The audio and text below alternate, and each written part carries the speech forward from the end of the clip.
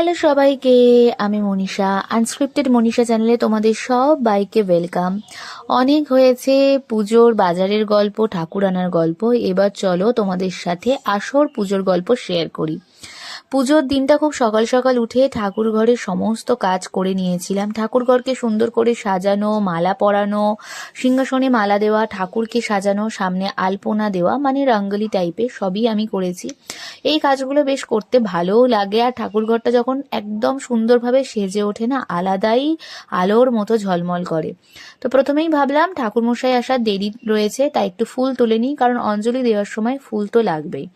ঠাকুরমশাই আসার কথা ছিল সকাল 10টায়, কিন্তু উনি এসেছেন দুপুর 2টোয়। সকাল সকাল দিদি স্নান করে উঠে এই যে আগষষ্ঠীটা করে নিয়েছিল, কারণ যেহেতু নতুন ঠাকুর তাই বরণ করতে হবে।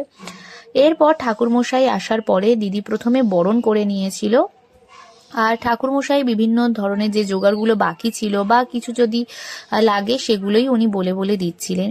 এদিকে দীপ মন্দিরে বসেছিল, কারণ ভাবছিল যে কখন পুজোটা হবে। খুব মজা করছিল। এই বছর সত্যি কথা আমাদের বাড়িটা খুব হই হই করে মেতে উঠেছিল সরস্বতী পুজোর দিন। আমি আর দিদি দুজনে মিলে বরণের সাজ রেডি করা থেকে শুরু করে সমস্ত কিছু করছিলাম, দুজনে হাতে হাত লাগিয়ে। বেশ মজা হচ্ছিল, আর বাড়ির সবাই ছিলাম, তাই বেশ পরিবেশটা একদম মানে সুন্দর হয়ে গেছিল, সবাই মিলে থাকলে যেরকম হয় আর কি।